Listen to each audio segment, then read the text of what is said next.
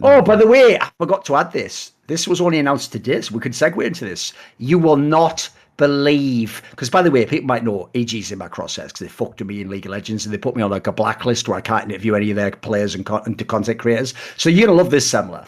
Imagine doing this. You remember that insane drama about MaLeK and Evie and Stewie 2K? They've brought MaLeK back today into Evil Geniuses. You're thinking I'm joking. How mental is that? But this was rumored months ago. This was rumored months ago. But I was just like, how? They brought in the Copenhagen Flames guy, so he's supposed to be running the show. Is MaLeK Vorborg or whatever the fuck his name was? Yeah, something like that.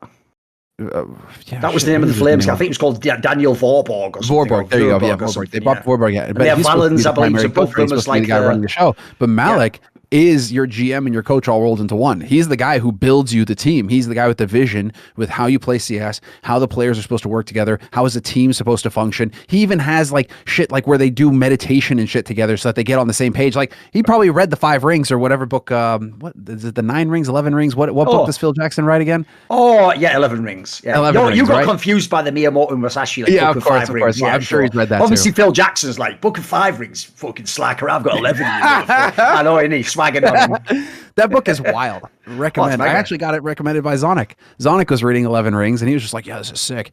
And so I could see MaLeK also getting involved in that sort of thing. As an aside, because I do like to throw shots, I actually wouldn't recommend you read Zonic's book because, believe it or not, Zonic's one of those guys where it's like, mate, if you're going to write a book, just ask me as a personal favor. I'll read the book because, mate, they like get like dates wrong, as in they get like they get like things wrong by years, and they're just telling the story the wrong way around. It's like. You're literally like the only person who would know, though. It's apart true, from it's true. Like 100 other people. No, but the other reason it's silly that they don't contact me is this: like, you do realize if it's actually if it's shit, I'll never do it. But if it's actually good, I'll give you the fucking blurb for the cover or whatever. Like, I'll tell you the fucking sick line or whatever. Because I agree. Like, just send it to me. Look, if it's not that great, I won't say anything. Like, for example. A really legendary guy, bloody doesn't. He sent me his book, and you know what? Enough said. I'm not going to say anything more, but it's all right. But I'm not going to be fucking advertising it. It's just okay, isn't it? You know. Tell you what, that was bloody brutal, Semmler. Yeah, it's almost like Joe Miller. I think his name was people left and right now.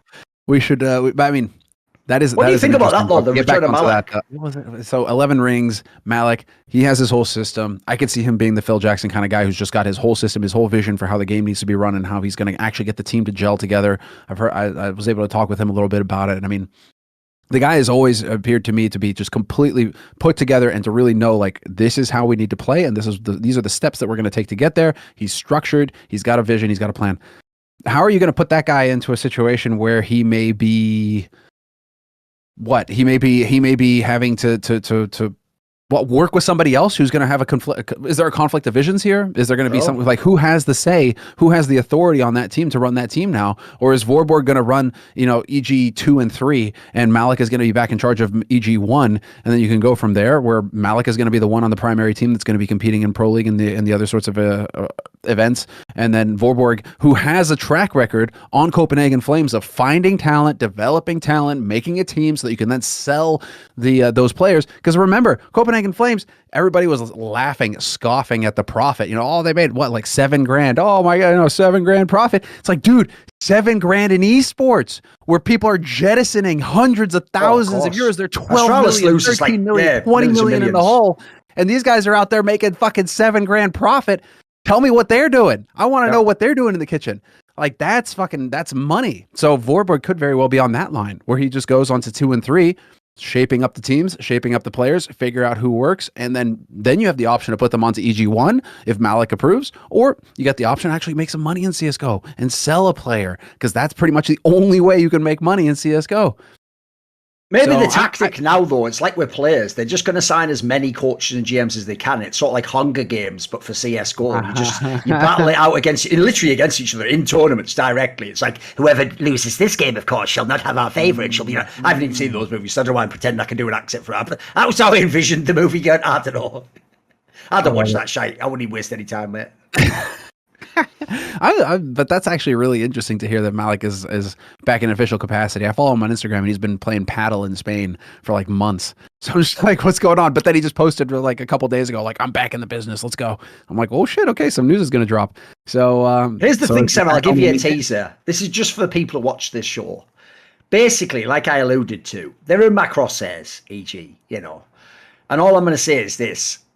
The League of Legends one I went really quickly with because it was simple info. There wasn't that much to see. I looked behind the scenes. No one was talking. You just did the video. This one I had to delay a little bit so all the little birds could come back to the nest and whisper their little tunes into my ear and their little stories, and I could cross-reference them and I could test out, and I could even try little things, tier one thing to one, and see what came from the other. And all I'm going to say is it's gathering now. The storm is gathering, and this is going to be one of those righteous. This isn't about petty grievances now, Semmler. This is a righteous takedown of some people that need to have the truth shown. So it's going to be fun. Let's do it. Brilliant. I cannot wait. I look forward to the day this drops, and we're going to have an episode on it. We're just going to fucking rip into it. It's going to be great. It's going to be great. I can't yeah. wait.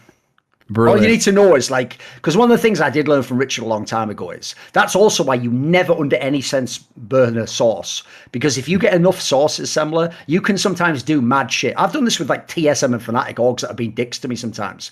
I'll just have it where I have like 10 people within your org or all different levels giving me info. And then I never use the info for years and years and years and years, but I'm informed by it the whole time. And then eventually, when I come to actually do my piece, you'll never figure out which person it was who gave me the info. I'll never give something that clues them in, but I'll just have it all. And you'll be like, how does he know everything? And it's like, join the fucking queue, mate. There's a million people asking that question. Anyway, keep going. Let's go to the next topic. Oh, actually, just one thing to tag on here real quick before we move on from the EG topic is just that it does look like MaLeK will be joining as strategic coach. So he's a threat. Is what he is. Here's what's weird, because in League of Legends, the problem here is this, it depends on the terminology, because I know they obviously have a League of Legends team, right? In League of Legends, what you tend to do is there's head coach is like the one who oversees the structure and how you practice and maybe who joins. And strategic coach is essentially what they call analyst. It's like the guy who just comes in and tells you, like, they're going to play like this, guys. Like, here's the scouting report. Like, here's what I need to do. So that makes me wonder if that's his job, just to be the expert. The money had better be great for MaLeK to be taking this.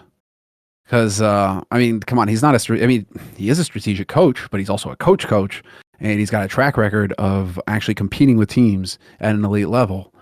Vorborg doesn't. I mean, he's got the Copenhagen Flames guys, and that's about it. You know, that's all you can write home about. Whereas, you know, I mean, MaLeK has had a long track record on G2 now. Okay, interesting. Whatever. I guess we'll keep an eye on that. Cool, funny, interesting clips based on topics from my content. Well, subscribe to this channel then, or, you know, be a pleb and don't.